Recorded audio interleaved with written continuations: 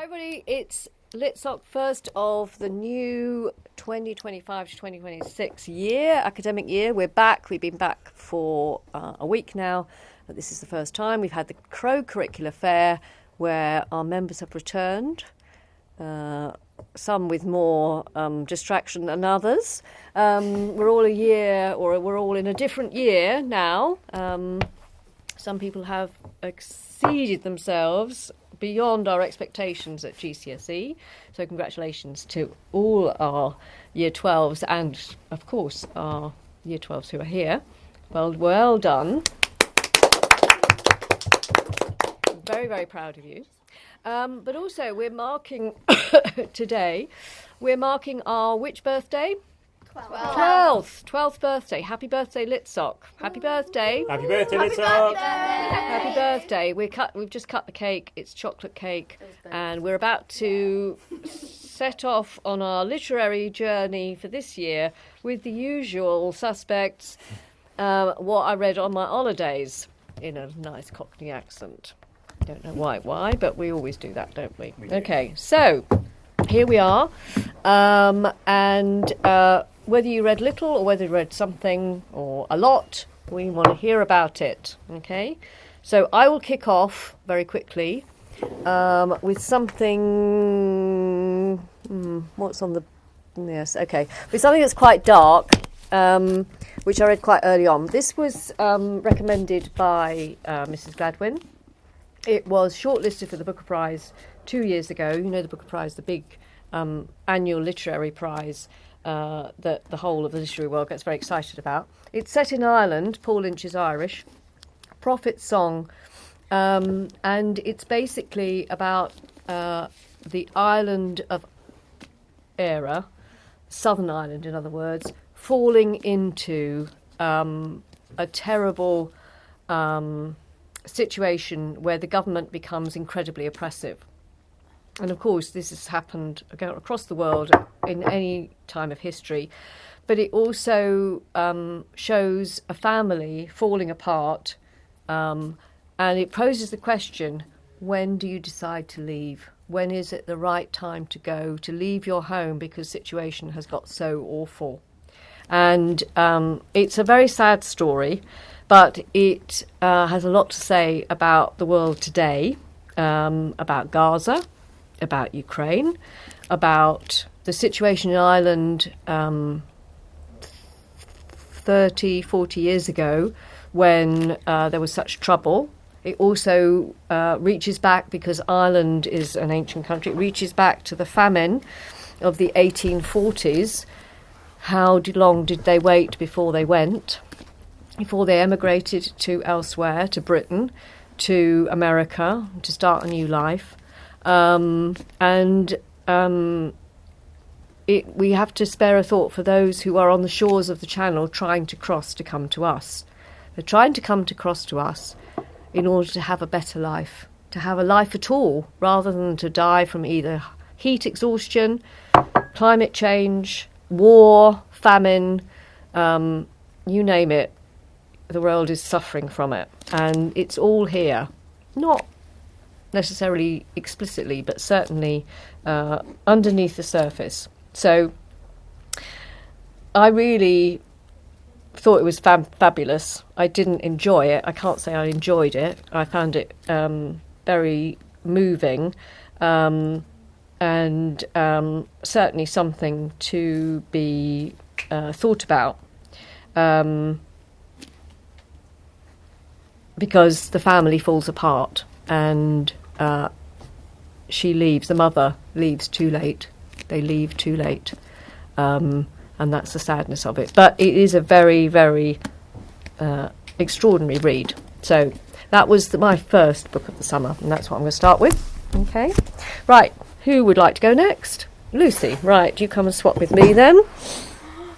Oh, look. One that we recognise, yeah? No, I thought it was one of the Fuzzy Jackson books. I read that when I was 7. It was the colouring on the back is kind of similar. But my friend Grace was trying to wait with me. This is... Sandra Clare. My friend Grace was trying to get me to read that, and so she managed to get me to read it. Well, What did you think about it? The But then she, like, I accidentally got a bunch of spoilers inside and It gets weirder. Yeah, no, it does. It gets a lot weirder. It gets a lot weirder. It was the Clockwork Angel, the one she got me to read. Oh, the clock. Yeah, there's more than one series she's done. She's done. This is the original, I think. Yes, it is. I believe it is. But go for it. Liked about it. Well, so Esther didn't want to have these in her room anymore, so I took them in, and I decided to read them. So the rest is cast off, right? Okay, Yeah. fair enough. Yep. So the first thing she told me about them is that there's no point to them; they're just stories. Now, Interesting. Esther, you're a student of literature, you know there's nothing like just one. Of course I know. What I was saying, she's twisting my words. Oh, really? I'm like buckling What a your surprise. Commercial literature. It's not like Frankenstein or anything. Like Right, I'm going to teach Litsoc a new word. Okay. When you want to diss a book, you call it a pot boiler. In other words, commercial. yeah. A pot boiler. Yeah. Lost in the mists of time exactly what this means, but okay. So You like this pot boiler? I actually do, although I was a bit hesitant. Because while it may be a pot boiler, it also is very interesting to read. It's Just very entertaining. Okay, well there we go. you just Yeah. want to keep on reading, basically. So it's addictive. Okay. Why is it addictive? Because it's basically constant danger. Peril. And there's also this weird romance going on. Like, there's this weird trio. There's like a brother and a sister. Shouldn't be listening to this. And also a fake brother. And they're in love. Like, the brother likes the sister, but the sister likes the fake brother, and the... Their sister? I mean, I know I've heard this before, but like, I still every time. It's boring. You don't actually find this out until later on in the series, but she did read like the entire series. This is the last book. Are they all being pursued by the shadow hunters, or are they shadow hunters themselves? They are all shadow hunters, although it's a little weird with the main character, this guy. He has wings. No, That's not the main character. The main Lucifer character or is Michael? Clary. the main villain. I said the wrong thing. So he's called Sebastian. Antagonist, yeah. He's called Sebastian, which is of course a brilliant name. And Sebastian is a shadow hunter, which means he's part human, part angel, but also he's part demon because he was. His father was a weirdo. Yes. His father fed his mother. And his father is also the father of the main character. Huh? We actually draw like a big man. Yeah. It's really confusing, but I This is think worse we're than getting to the Forsyth, point aren't where it? we're spoiling the plot. Is it the same family as the one with the brother and the sister who are all in love? Wait, the fake brother, I forgot to mention. Is there a family tree in the front? No. They need to have a It family. sounds like they should have one. They have a they I've have got a this map, in the which front. is good for world building. of Although course. this is not where it's set. This is set in New It is York. modern day. Oh my god. Although this book is not actually in New York. I thought it was in England. So why should we read In the this past. book? That's the Apparently what someone. one. Oh, Okay, back to Well, Lucy, we'll be please, here all folks. night. Back to Why Lucy. should we read this book? Because it's just interesting, and I like learn, and it's nice to learn about random bits of lore. Okay. Can I say a point about why you, like it would be good to read? There's a lot of world building in there. It's a very it takes a lot of inspiration from sort of like stories to do with the Bible and both testaments. Yeah. So it's interesting in that respect. There is they don't specifically say that God is real, No, but it's implied. yeah, it's very weird about the God thing. Well, it does say City of Heavenly. Fire. Yeah, that's the series, yeah. It's that they're all called cities or something. City of Bones, City of Ashes, City of Glass, City of Fallen Angels, City of Lost Souls. They're all cities, apparently. Okay. Are there actual different cities? No. Can you travel? I mean, There's only two places that you really go. there is the City of Bones and the City of Glass. New York, and then this like Alicante. imaginary world. Is it Alicante or Alicante? Kind of. I don't know. I can't remember. say the La actual Conte. city, I just remember the name. So have you read any of the others? No, not yet, but I do have The Leftovers. Yeah, I have the Clockwork. I had the Clockwork Angel series as well. About Tessa. Yeah, Tessa. Right. Okay. Thank you, Lucy. Thank you, Lucy. Well done. All right. So who's going next? Oh, Alyssa, on you go. Here we go. I promise I read more than this. But That's okay. Yeah. Well, I don't think we're all going to talk about every book we read. Yeah, like I read a couple of things. So I did read Metamorphosis. I've been told it's different things by different people. And then I read this, and I started The Virgin Suicides, but this is the main one I read. And I reread.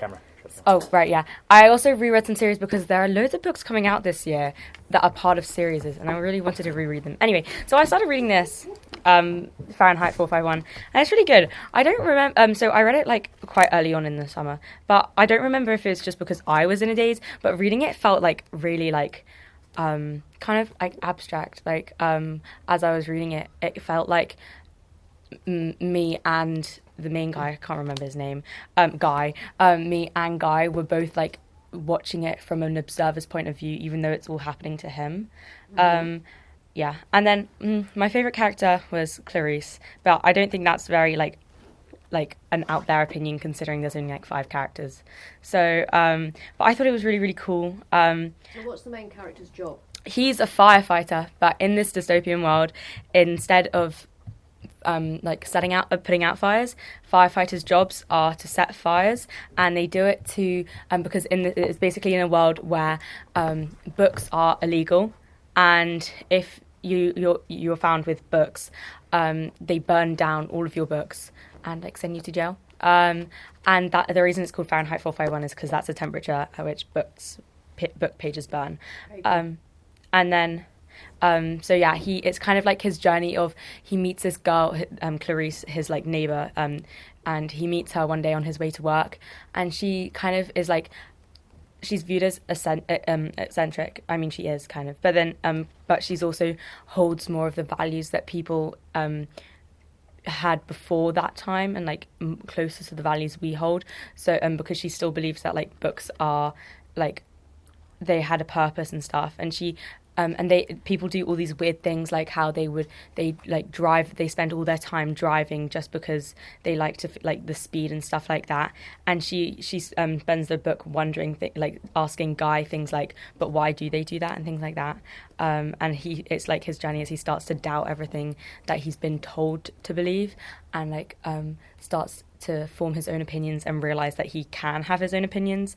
And he realizes like sad things, like how the fact that he's married to someone he doesn't even know at all, and how all of his friends he wouldn't be friends with if he knew them in any like sense of like any like more deeper way than he does, which is just like on the surface. So it's a pretty cool book. Mm-hmm. So it's a dystopia. Yep. Yeah. Yeah. But worth pursuing. Yeah. Yeah. Anyone else read it? I'm reading it at the moment. Mm-hmm. How far through are you? I'm only a little way through. I have been on and off reading it for a while. Oh yeah. But I know what you mean. It does feel sort of like weird reading it. It's like it's like a dream. Yeah. Like Some of the characters are really strange, but I think that's just because it's like it's not really. It's kind of scary because I was reading it and like I was like, some of these things aren't the kind of things you would expect to see in a future that far away. Like some things you're like, yeah, this wouldn't really happen for at least like a while. Well, I mean, you got to think about the setting. But Displacement. It was also written a long time ago. Yeah, it was. This book. I can't remember what year exactly, but it was 1960s. Yeah, he's a very. This was a very influential book. Obviously, important message about the burning of the books. But he was a very prolific science fiction writer. He wrote The Illustrated Man. If anyone's heard of that, that's got some warnings about AI in it. Very timely. And he also wrote a very famous Mars series, which had lots of influence on people who talk about colonizing Mars and how we might do that in the future. So yeah, he is a very notable author. This is his most famous book, but he's written others that are worth checking out as well. Thought his wife was really weird because he's following in the footsteps of who? Who is dystopia? Pardon? Whose footsteps is he following? Who Guy is? No, Bradbury. If it's a dystopia. and we've got a relationship in it. A book that was written before, so this was 1960s, probably about 20 odd years before. Right. Set in this country, try to steer you towards it. Right. Very famous. Come on, we talked about it a lot. Do we? 1984. Oh, right, yeah. Oh, it's 1984. Well, we're on a... Yeah. Esther's on a dystopian fest, clearly. I'm on Yeah. a book ban. Books that are banned. Books, right. Okay, Ah, that's yeah. interesting. 1984 is definitely always one. I'm trying to read a bunch of like classics and stuff, so that's why I was reading this. But I thought The Wife was really weird. They all have like they replace the walls in their houses with TV screens, and That's 1984. and they have like TV shows and stuff on them. But then also she treats she doesn't really like her only friends are her neighbours, but the only time they really socialise are like when they come over to watch the same shows on someone else's screen. Well, there's prophecy for you, isn't there? Yeah. Okay. What he's done is he's taken the cinema and put it into the home. Yeah, Which but is it's exactly what television has done. but it's also kind of strange because the only friends she has other than the people like her neighbours are like she talks of the people like that she watches on the screen as her friends, and she acts like she knows them because she spends so much time watching, and like they try to replace like one by one, What does that remind you like of? screen by screen. So Lisa, what does that remind you of? Well, people get like that when they've been on social media and they start stalking people as celebrities. True. Don't true, yeah. they? Yeah. So yeah, thought it was really good. But some of the things that happen are so strange because like when they happen in the book, it would be something that like if it happened today, you'd be in shock and it'd be like a really like traumatic event, and they just kind of brush it aside in the book, which I thought was really cool. Like not in a good way, but like interesting or something. Yeah, so it was a really good book. Yeah. All right. Recommended then? I would recommend it. Yeah. Brilliant. Good. Okay. Well done. All right. Thanks, Lisa. Okay. Me? Yes. Because what have you got in your hand? Frankenstein. Oh yes. Which I I was set for me over the summer for English, and it took me a while to read it because I think the style is I found it quite hard to read, but it was a very like once I got to the end of it, it was very like I felt like I'd like accomplished something reading it. I'll say. What do you have? Give her a clap. Thank you. Extra round of applause. Yeah, so it was a really good book. I really love the way that it's like narrated, like the different narrators in it. And so, I mean, I would recommend it absolutely. And I've just started like annotating it in class, so it's really interesting thinking about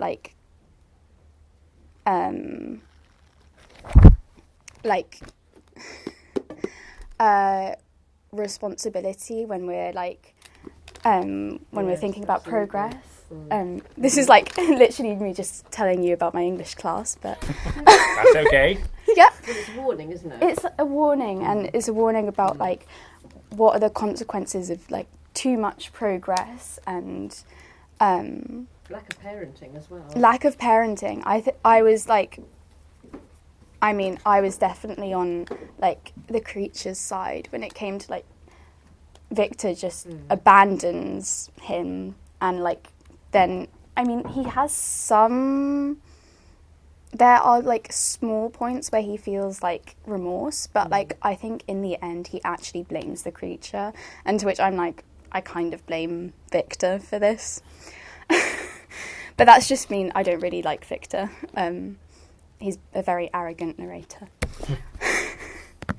And Lucy? When was it written? It was written in the 1800s. There's kind of two answers. Just after the Napoleonic War. Yeah, I mean, it was. She republished it, didn't she? Because she wanted to make changes to it. So first published in 1818, and then, yeah, it doesn't tell you when she like changed it. How did she start writing it, Esther? Do you remember? 1816. What was Yes. going on? So, it was the year with no summer. Yeah. And she and her husband Percy Shelley, who was a married man, and then she married him. Scandal. It's really funny.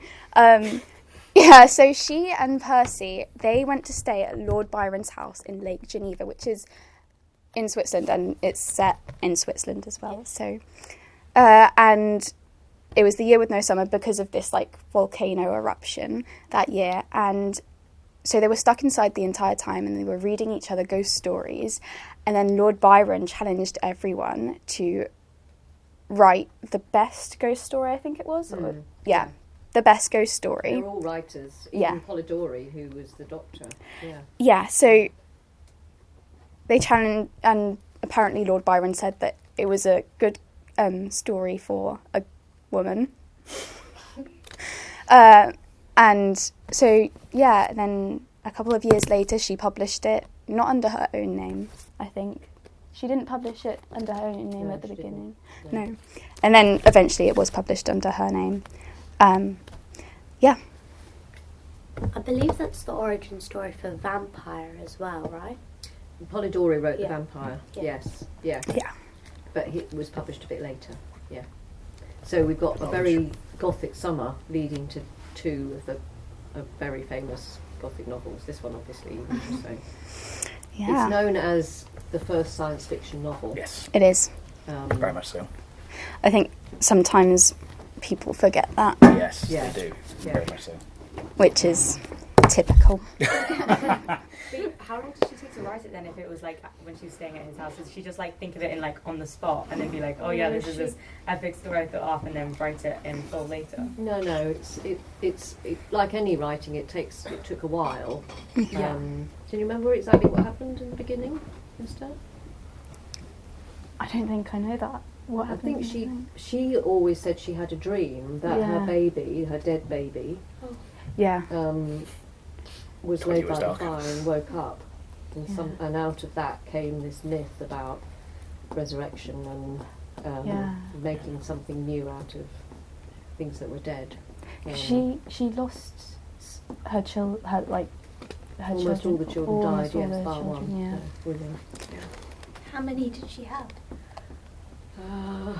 3? Yeah, I think it's. I think so. 3. Yeah. That's so sad. Yeah. It's very sad. And she was pregnant very young, at like 16. Oh. Well, that was Well, very yes. I mean, well, it's wasn't that bad. it's What you different. have to remember is Yeah. that people died very much younger then, and also infant mortality. I mean, not that I'm saying it wasn't a terrible thing. It was awful, but it was very unusual for babies to survive beyond a year. I think it was a So 50% mortality rate during the Victorian era. Yeah. Which is What- slightly after. But Yeah. What's also interesting, which I was reminded of just now, was sort of the abandonment of the creature. She, as a child, she was, her mother died 10 days after she was born, and also when she eloped with Percy Shelley, her father, who she admired a lot, cut her off, and her sister died not long after. Her half-sister died not long after. So she experiences a lot of loss and rejection, which is, I think, similar to how the creature feels in Frankenstein when he's sort of rejected by his creator. Would you say that's what inspired the book? Like the majority? I think she uses emotions like rejection, loss, and abandonment that she has felt in her life because that's probably what she can relate to the most, and that probably translates a lot into the book. I wouldn't She's a great say. reader as well. So behind the text is Paradise Lost by Yeah. Milton, because that's also about God creating the angels, giving them power, but not ultimate power, and consequently Lucifer decides he wants more power. Why can't he be as equal to God? Why should there be one sole leader in the world or in the universe, which of course is mirrored by Milton's time, when the ultimate person who had power over you was either the Lord Protector, Oliver Cromwell, or the king, and they cut the king's head off. And then when Lucifer is thrown down from heaven in the war by the archangels, he ends up in hell and then travels to the new creation, Earth, and decides to get rid of the new babies, Adam and Eve. So the creature is, as he says, do you remember? I should be your Adam, and yet you made me into your Satan. I think, or along those lines. I think it's interesting how the creature he reads he reads Paradise Lost in the book, and because of that he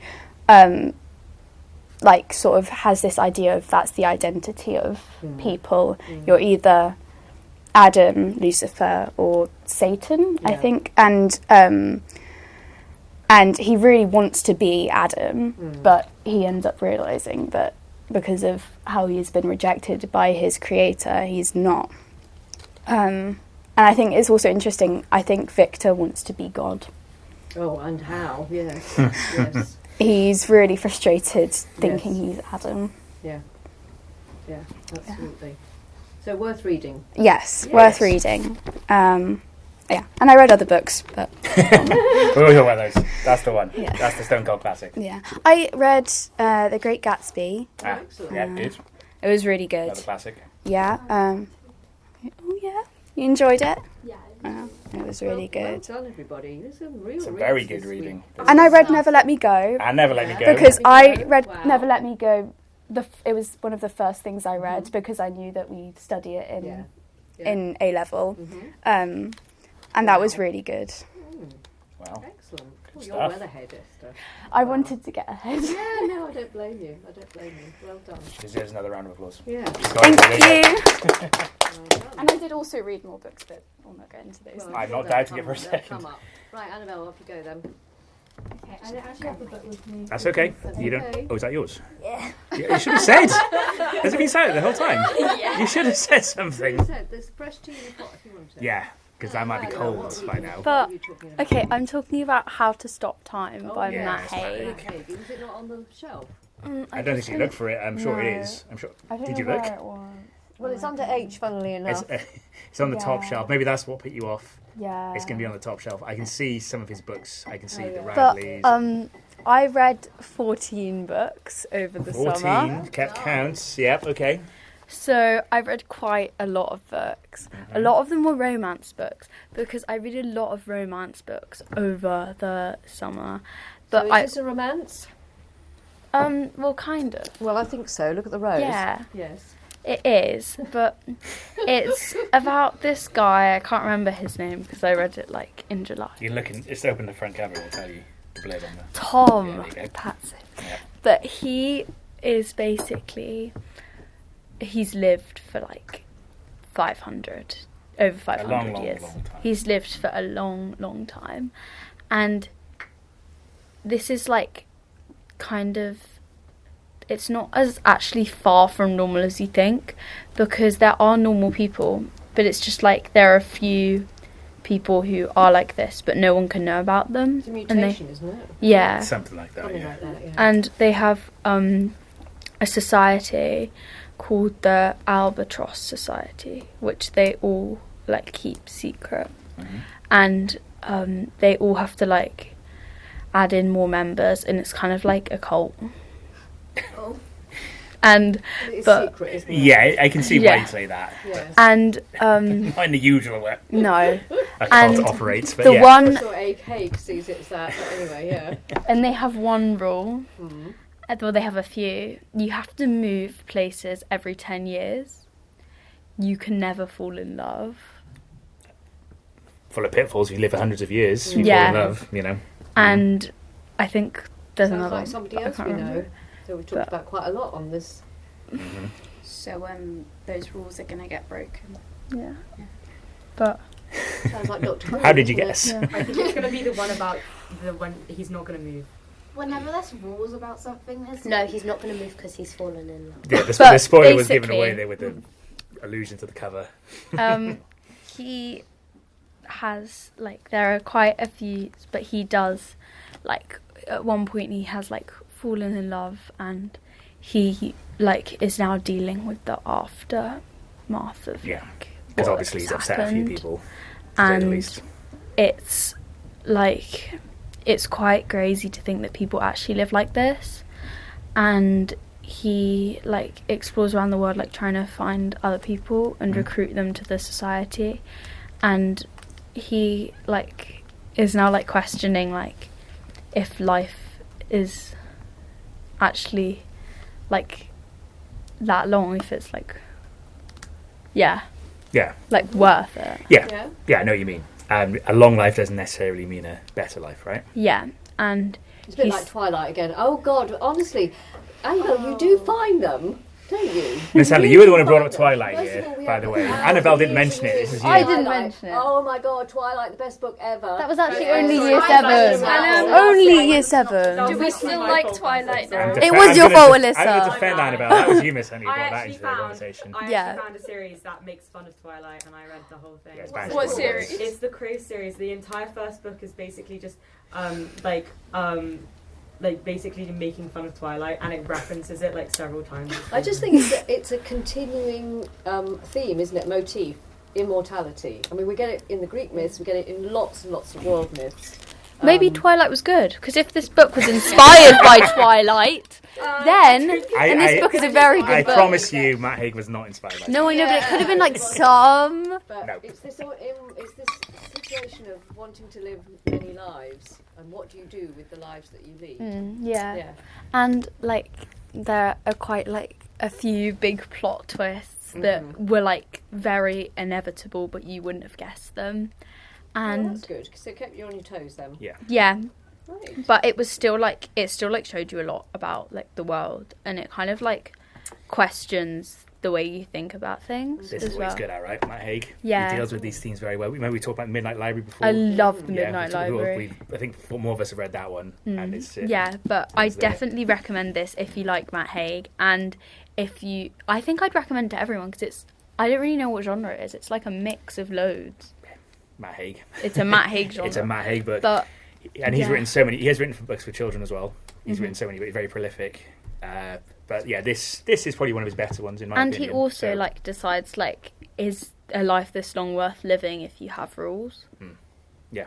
And he just decides like, the yearning for Or freedom. do they just live for Yeah. a long time? no, they don't live forever. They just live for a long time. Like their growth is slowed down. Like I think it's at age 13 or like 16 or something. They just like their growth just slows like so much.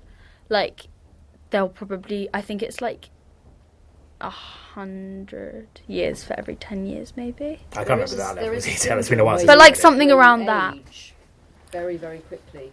Yeah. There's a syndrome, I can't remember what it's called, where Oh yeah, where people where just from that sort of age you age very quickly, so you never actually grow old, but your body grows old, so your mind doesn't. You don't actually live long because the body basically burns up in time. No, so it's not that just you So look this is like the you're opposite. older, but you actually like your body like degenerates. Yes. as well. If you look at sufferers, they look like elderly people, very small elderly people.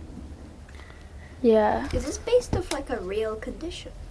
Possibly. This is Possibly. this is, I think, But it's the opposite, of the real rather than the real It's condition. talking about influences. It was Twilight influence? No, it wasn't. But what No. I think might have been an influence, we talked about him already. F. Scott Fitzgerald's Curious Case of Benjamin Button.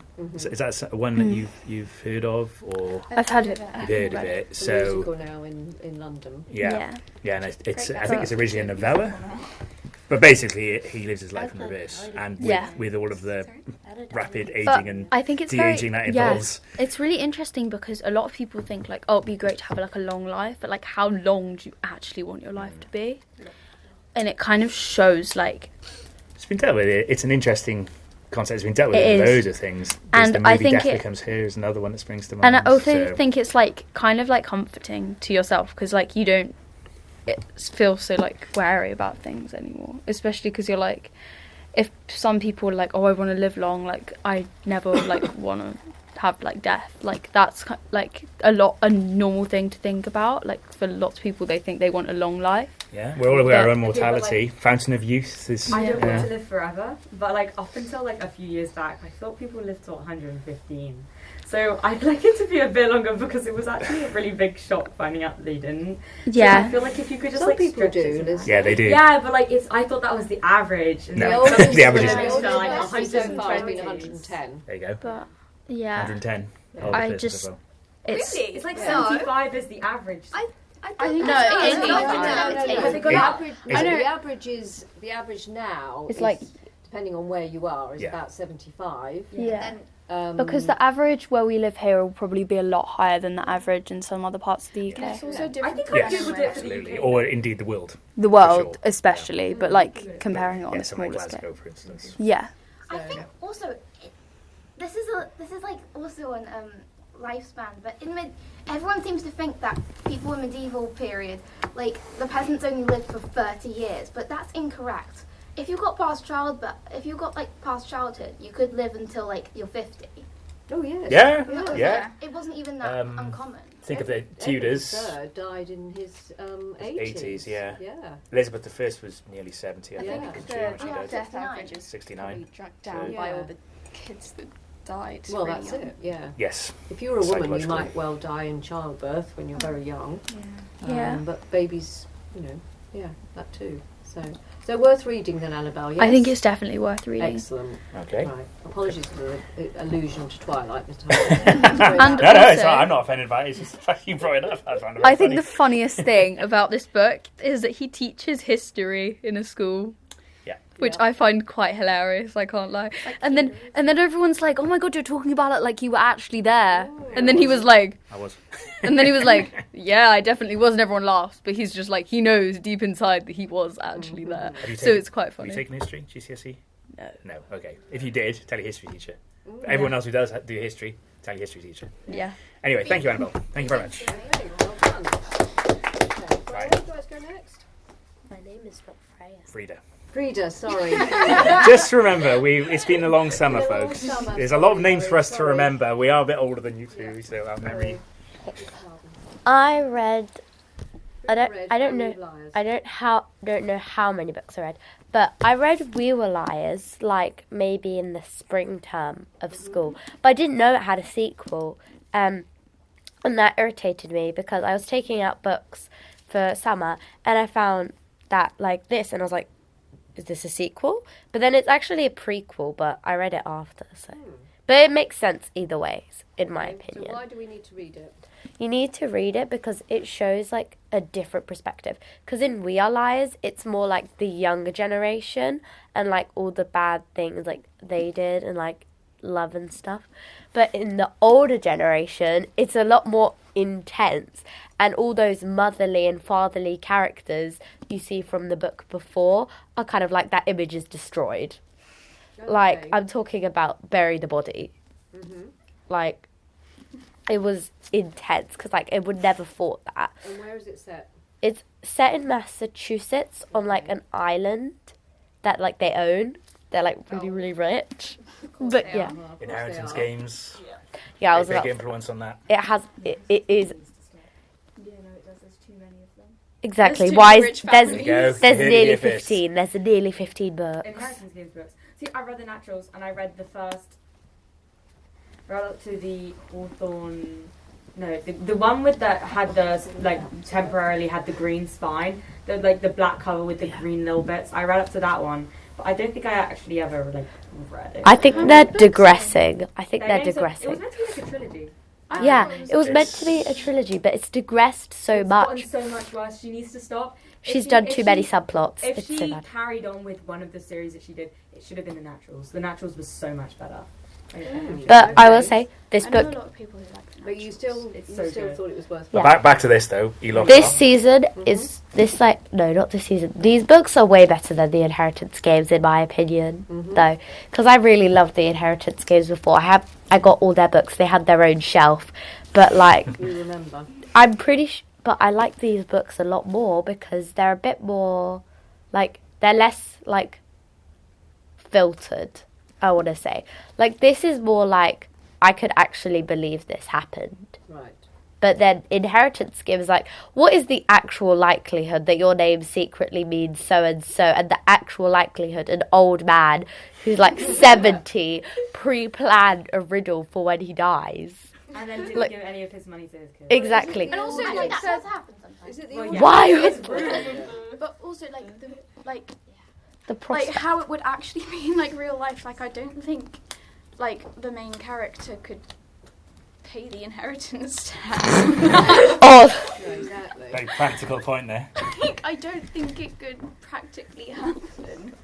But you have to pay inheritance tax. Sometimes Yeah. Actually, just the royal try family to doesn't remember we have do. to. Pay it with There's the exact phrase what you "suspend your inherited. disbelief." You have to do Sorry? that sometimes with I mean, fiction. you have to pay inheritance tax, but can't you pay it with the stuff you've inherited? no. Sometimes it depends on what you've inherited. If you've inherited a large stately home, you can negotiate with the government, HMRC, and also ask the National Trust to take it on. But you have to provide money for the National Trust, so it's a bit of a toss-up, really. You have to give them money as well as the house you're giving them.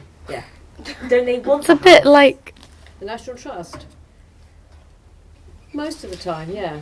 Oh, is it like... Of But they course, do but have it's to got pay to to be upkeep notable. It's got to be unusual, especially these days, because the National Trust got a massive membership. But of course, taking on a new house means an awful lot of. You've got to put staff in. You've got to get it ready to open, that sort of thing.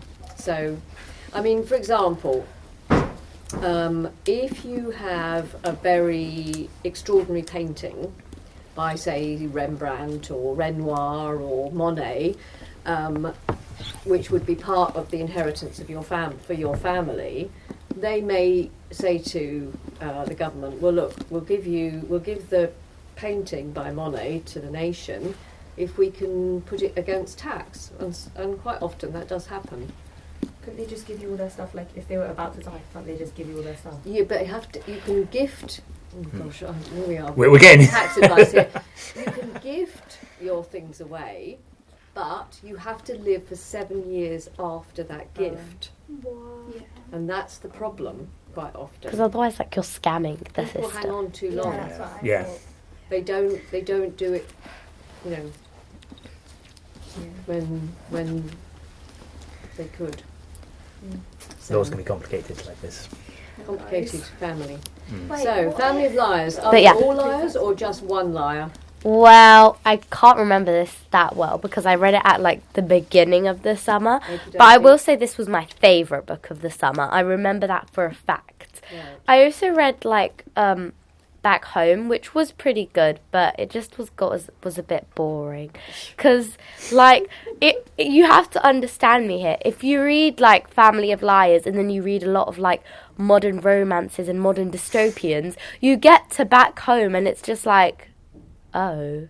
Well, Back Home is utterly and completely almost realistic because it did happen to a lot of people. Yeah.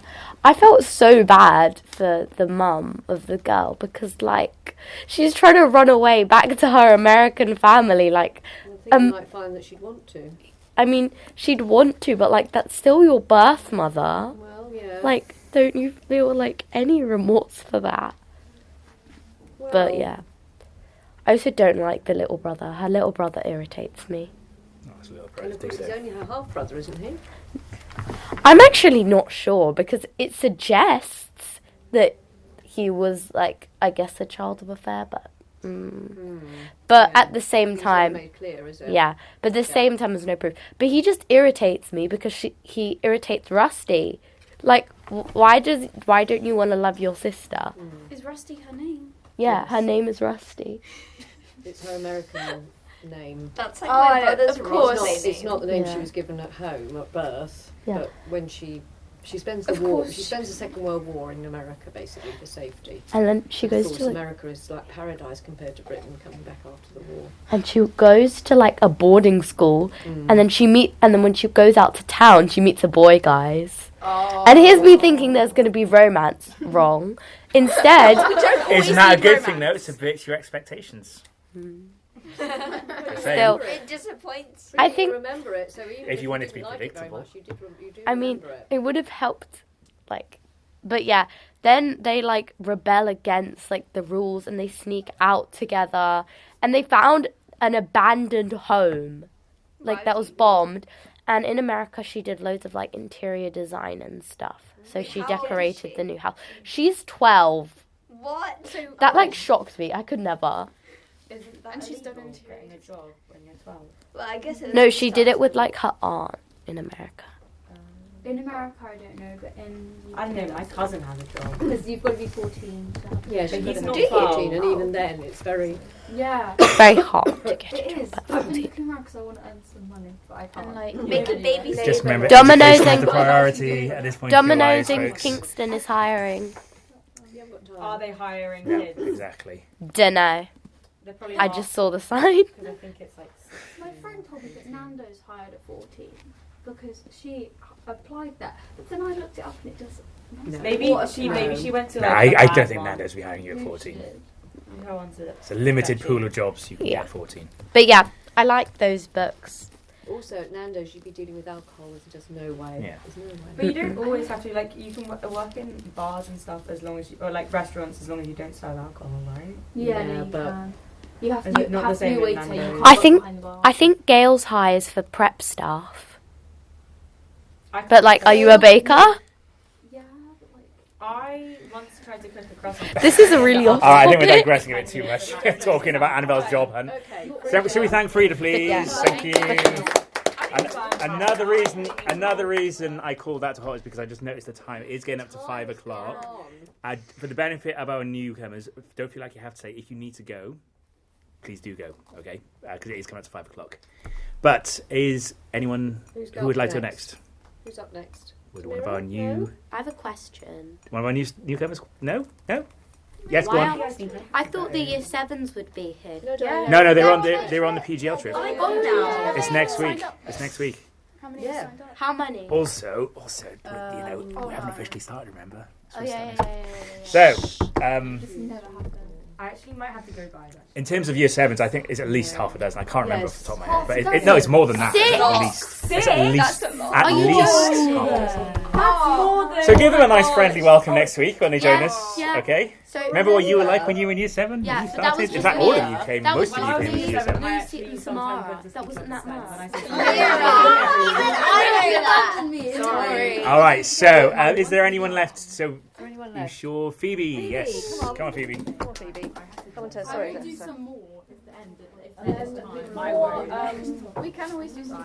So, anyone needs to slip out, please do slip out. Okay. Yes, do sit down if you need to. Before we finish, we need a photograph of us all. because Oh that's yes, traditional. we do. So you'll take a book This is and so we'll be sad. outside. Or do you want to leave it for next week? Mr. Fisk isn't in because he's on the trip. We'll do it next week instead, maybe. Oh yeah, we'll do it. We'll do it next week. We'll do it next When week. we got more people, Mr. Fisk is here as well. Yeah. He's got the other camera. Okay, Phoebe. Okay. I've got 2 books with me. First one, which is the first one I read, was Amazons, The Real Warrior Women of the Ancient World. I really liked this. Is this non-fiction? This is non-fiction, yeah.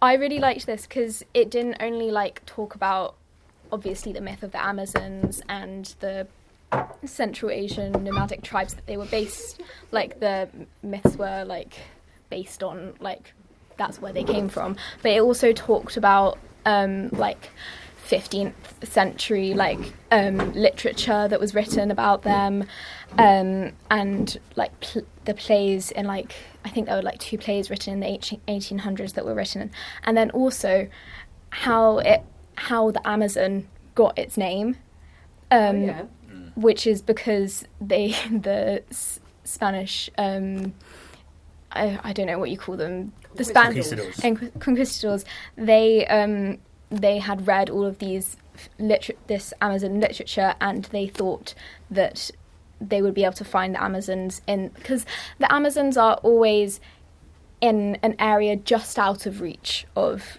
the modern Western world, and so you never can quite find them.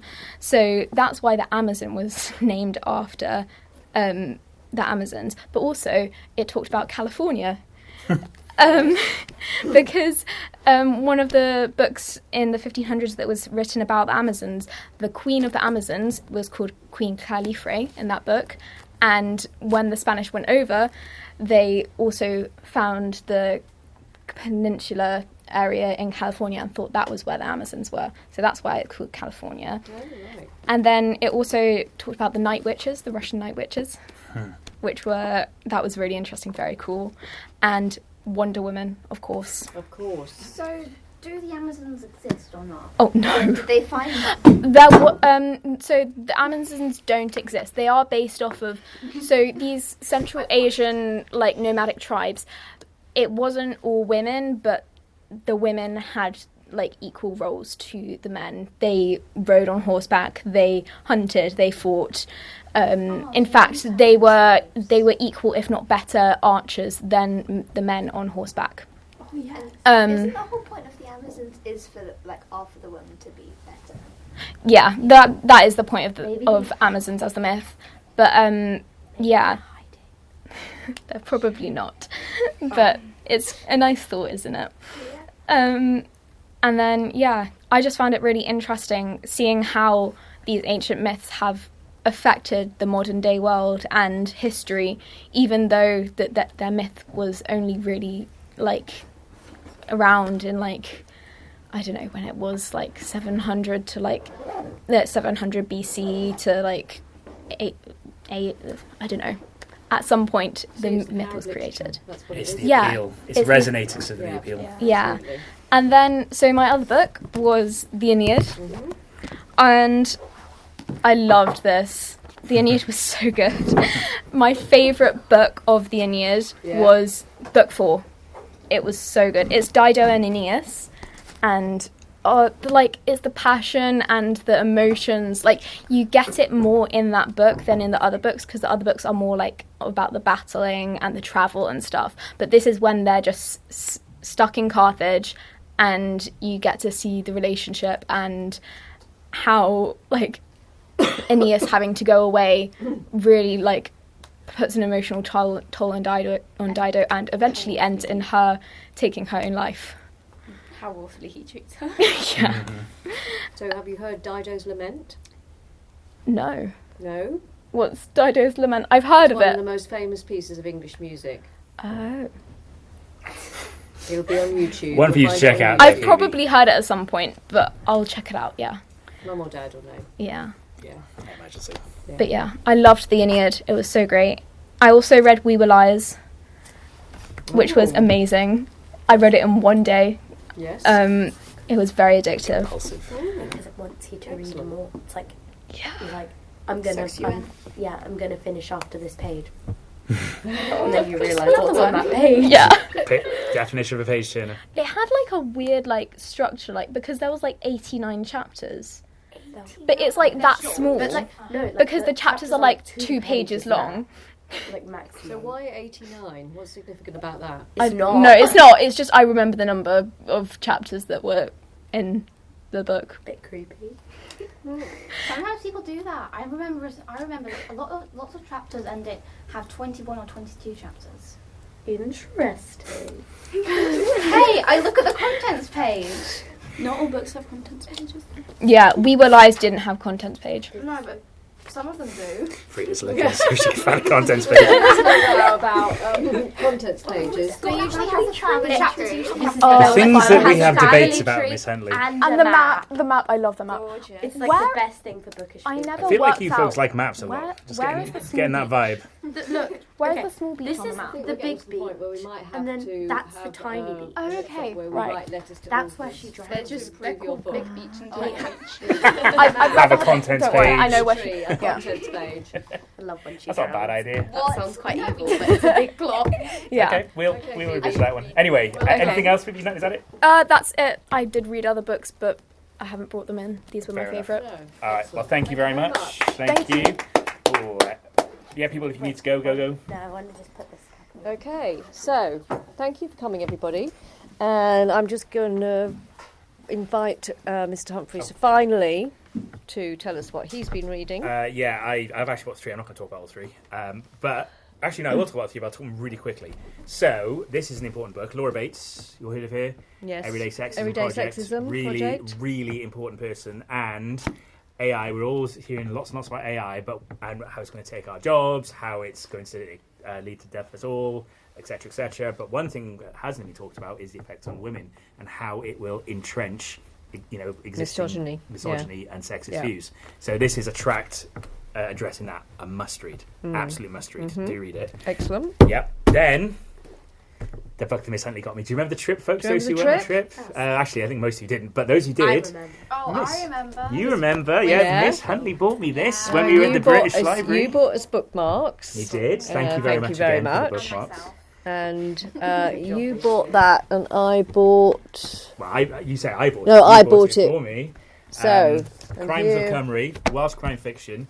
The one story that I want to bring to your attention is the first one, because did you know Hercule Poirot was not invented by Agatha Christie? What?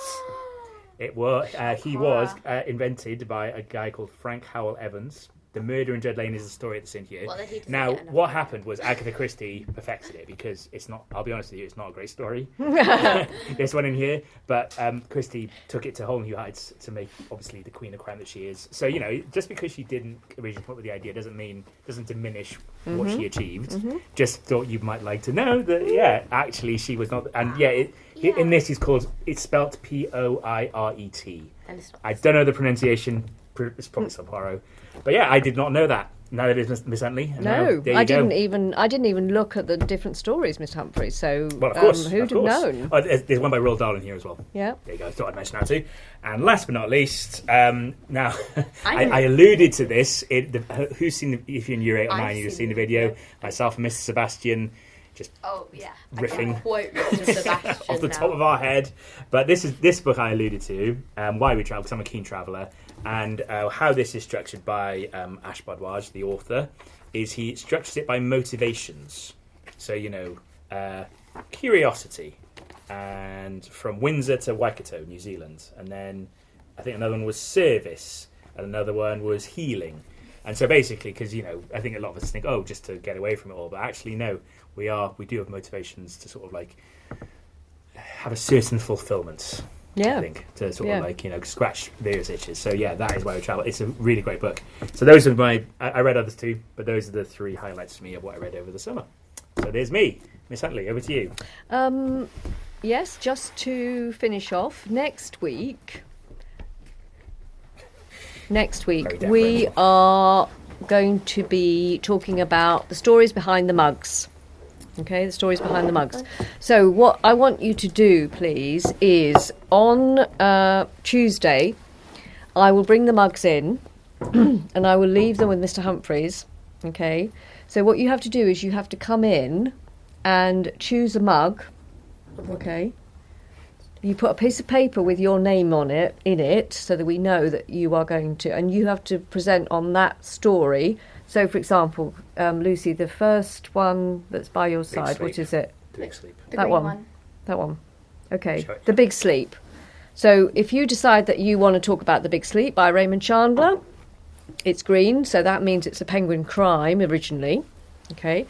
If you want to talk about that, or just have a go at finding out about it, maybe you don't want to talk about it, you don't have to talk about it, okay, that's fine, but that's what we will be doing. Okay, we gathered all these mugs over the years, and I don't know whether you've ever noticed, they're all literary, all of them. We've made very sure that we've snaffled them up from somewhere, haven't we, or I bought them in charity shops, or I've been given them.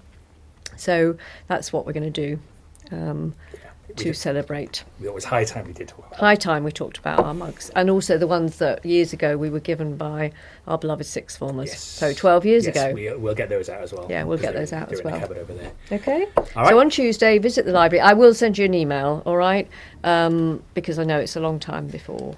But keep reading, and thanks for listening, everybody. Watching. Bye. Bye. Bye.